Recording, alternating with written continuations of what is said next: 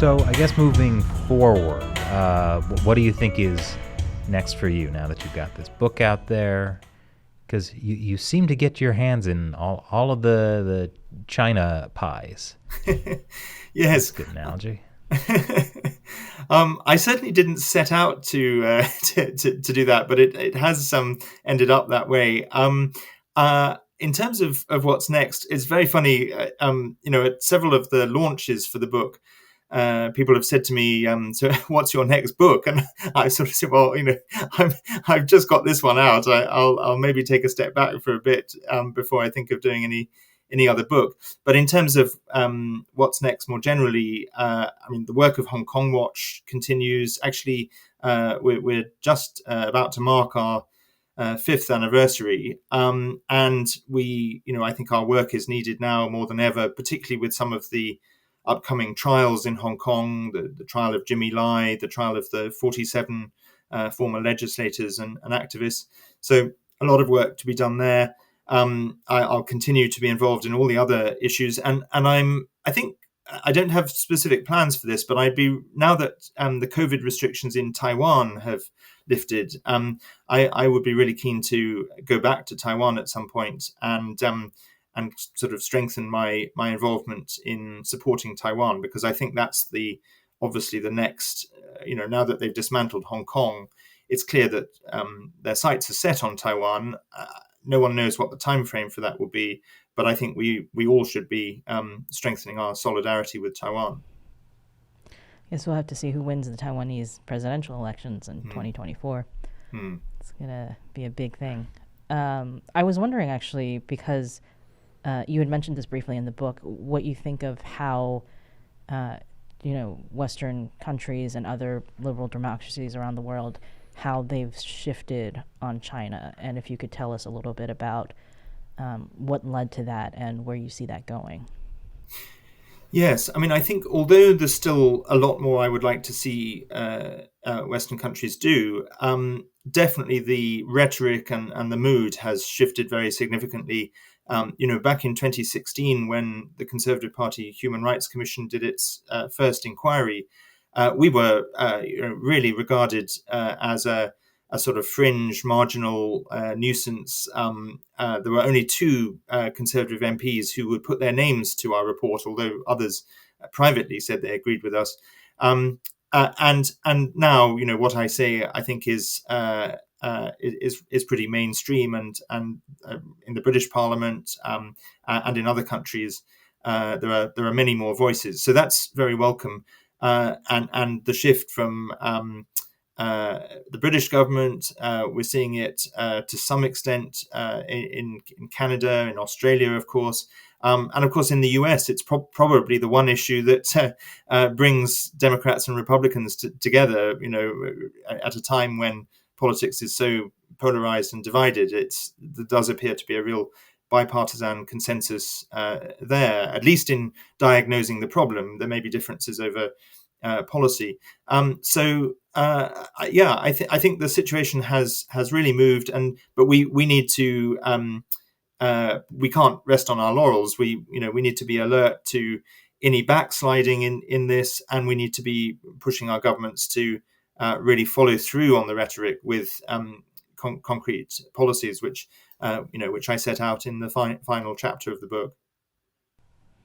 I don't think we ever told you this, but pretty recently we did an episode about the UK's China policy, and YouTube age restricted that, which basically means like people won't be able to really watch the show. It kills the view of the episode. And it was so strange because it's...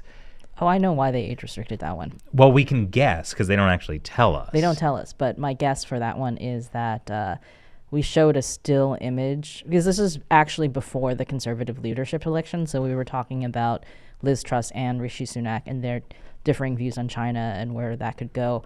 And we showed a still image of Hong Kong police arresting protesters in 2019. And that, I think, was the thing that got this episode age restricted. Mm-hmm. Mm. Wow. But because otherwise the whole thing was just about British politics, so I don't, unless they think that that's inappropriate for people under 18. I can't imagine that was why. But it is, we've been having a lot of trouble with YouTube age restricting things for, like, anytime we show Chinese police, Uyghurs. When we've showed that fairly famous footage of the blindfolded Uyghurs that was leaked a number of years ago, the blindfolded Uyghur prisoners, when we've shown any kind of like harsh COVID methods, like people being like arrested in the street or something like that can all get us age restricted. Wow. Yeah. And people who don't sign into YouTube can't see the video. So it's not just people who are under 18. It is anybody who doesn't have a YouTube account can't look at it. And then YouTube will not show the video to anybody, essentially. So it is. Which makes me think of, what the China Tribunal found out about the New York Times.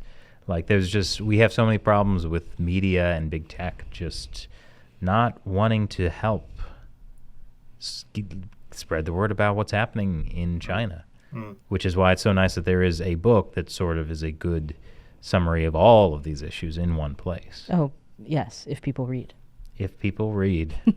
I do think that it's interesting, Benedict, that you said that even in 2017, your commission, Human Rights Commission, seemed like a pretty fringe.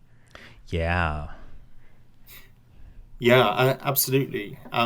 It was a very different time then. It was, the David Cameron's government, what they called the golden era of Sino-British relations, and a lot has changed since then. And I think I didn't answer part of your earlier question, which was sort of how has this change come about? And I think there've been in the last, I guess, nearly 3 years now, a succession of different issues that coming very close together or one after the other that I think have really woken people up. I think there was a big debate over allowing Huawei to be part of our 5G network in the UK at the end of 2019, early 2020. That was probably the first big debate that woke some people up. And then, soon after that, we had the pandemic and questions about where did COVID come from and how was it caused, and the CCP's determination to cover that up and not to allow an independent investigation, and then all the crackdown and dismantling of Hong Kong's freedoms, very much in our news and very visible to people, and then the evidence of the Uyghur genocide, which obviously those of us that were following it were aware of for some years before that. But I think over the last 2 years, it's become much better known. It's received much more media attention. So I think all these issues, and then of course the CCP has helped with its wolf warrior diplomacy, and its there was the incident at the Manchester consulate 6 weeks or so ago. So the behavior of Chinese officials being much, much more aggressive, I think, has also not won them any friends. So all these factors have contributed to people rethinking. I do remember the Trump administration's, the State Department, on the way out, basically declaring what was happening to the Uyghurs a genocide. And I was actually surprised because even though the State Department under Mike Pompeo had done a lot more, and even the Commerce Department had been more aggressive on the CCP, I didn't think that I would see a U.S. government actually come out and call it genocide. Yeah, I agree. It was a really significant moment, which I also describe in the book. And I interviewed some of the people, Mary Kissel, who was Mike Pompeo's senior advisor, Sam Brownback, who was the ambassador for international religious freedom, and Kelly Curry, who I mentioned earlier. And they described to me how that battle was won from within the State Department, where there was certainly some built-in resistance. But the other thing that was significant about it, of course, was that I think a matter of hours after Mike Pompeo had declared this designation, Antony Blinken, his successor, I think at his confirmation hearing in the Senate that same day confirmed that he agreed with it. And so it's one of the few decisions that the previous administration and the current administration agree on. That almost seems like a miracle in itself. Yes. Miracles do happen. Yeah.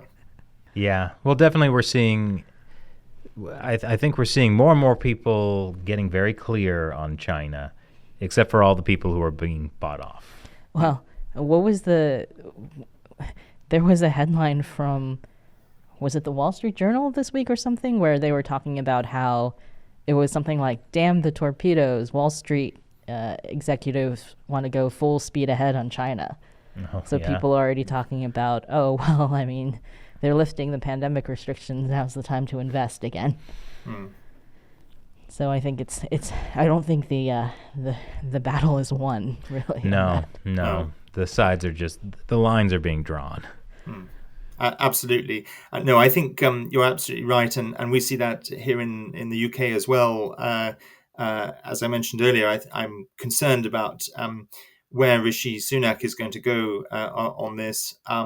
And one of the issues that Hong Kong Watch has highlighted in the last year in 3 different reports is the number of pension funds across the world, in the UK, the US, Canada, across Europe, that are invested in Chinese companies that are directly facilitating the atrocities against the Uyghurs and others in the surveillance state.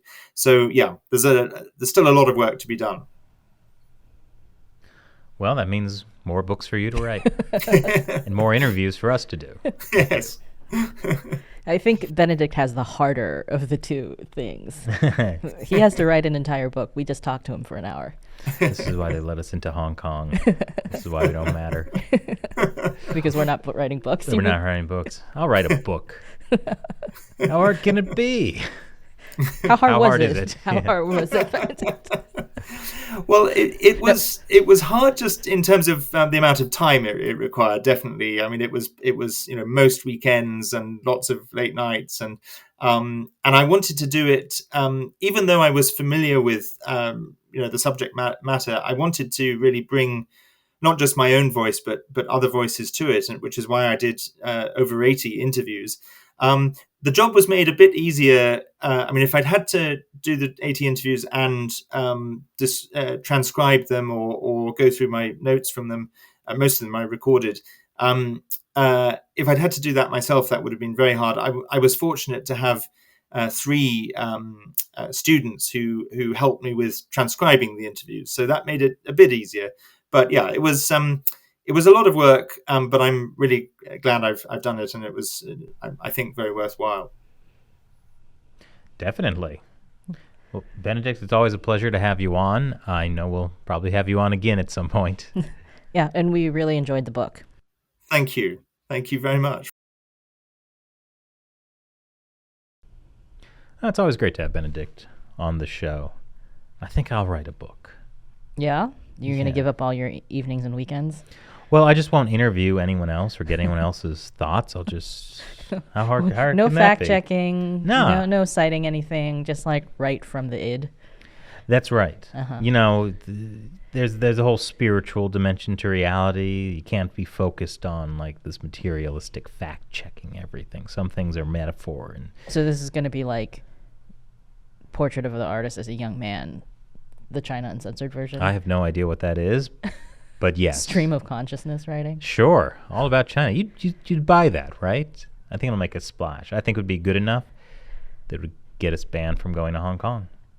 You don't have to do anything anymore to get yourself banned. That's true. I think everything we did retroactively is now enough to get us banned from Hong Kong. So if that is your life goal, I think you've already achieved it. Hey, wow. I'm suddenly fully actualized. Thanks for being here for that. Once again, I'm Chris Chappell. I'm Shelley John. We'll talk to you next time.